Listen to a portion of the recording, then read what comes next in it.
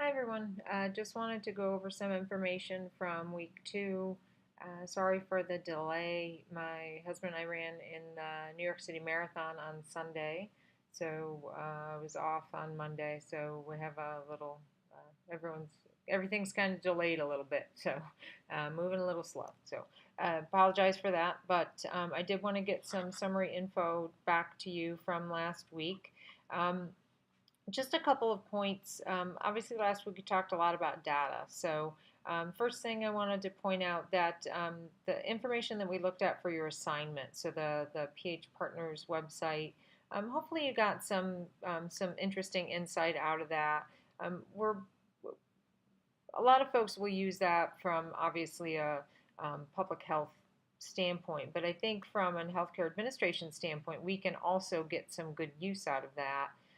I think that as we move more into looking at data uh, from uh, from the healthcare administration side, obviously we're generating more and more and more data, and I'll talk about that in a second. And looking at that type of data from the city level, state level, national level, sites like that can be helpful. So the point of that exercise was kind of to look at um, what different folks have to offer and what's good, what's not, what are the different comparisons. So hopefully you found that a little bit helpful. Our discussion in the discussion board I thought was very good. Good job on that. And I think that hopefully you were able to see that there's a lot of good and not so good in what has come from the ACA as far as data collection. So right now we have a glut of data that has to be collected. And the one thing I don't recall everyone I kind of this weekend obviously I was a little tied up, so I don't remember anyone mentioning this, but the one other piece that, and I apologize if someone did and I missed it, but the one other piece of data that hospitals had to start cranking out, as did all employers, was data to the IRS about what insurance their folks have. So not only are hospitals having to and providers having to crank out all of this data for quality programs for meaningful use, for all of that aspect, but they're also having to crank out additional data that all employers are having to produce. So it's just just so much data. And as a lot of folks said, the need for information governance or an enterprise data solution of some sort is just key in order to keep all of this straight and to make sure that you have some priorities as to what is the most important piece of data.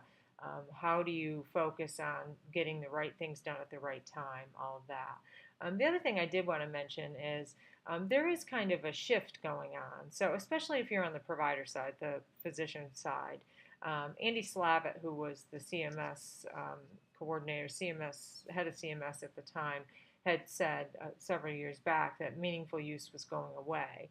And it really isn't going away.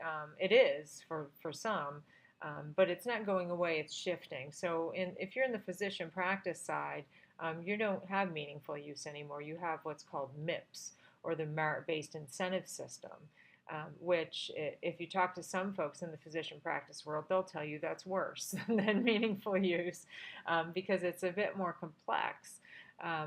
Only in its structure. It's not necessarily more complex in the compliance of it. It's just a bit more complex in its structure. So they went from meaningful use to this MIPS.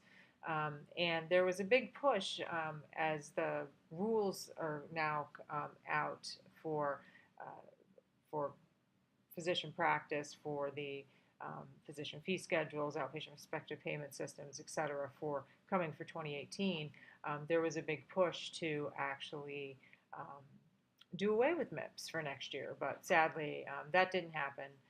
There are going to be some changes to MIPS for 2018 to lessen the impact on providers. But so hospitals are still dealing with meaningful use, stage three. Physician practices are dealing with MIPS, and that's the quality aspects. But one thing we did see in our discussion boards was that the the impact of all of this data is not just to submit data to CMS, because that's what I think a lot of us did think it was going to be data for data's sake, but it is actually having an impact in actually process improvement in organizations, making things better for patients, for patient flow, clinical outcomes, etc. So folks had some great case studies they shared, and I like those. I appreciate that. So if you have any questions on anything that we went over last week, please let me know. Looking forward to another great week, and we'll see what progresses from here. So thanks so much.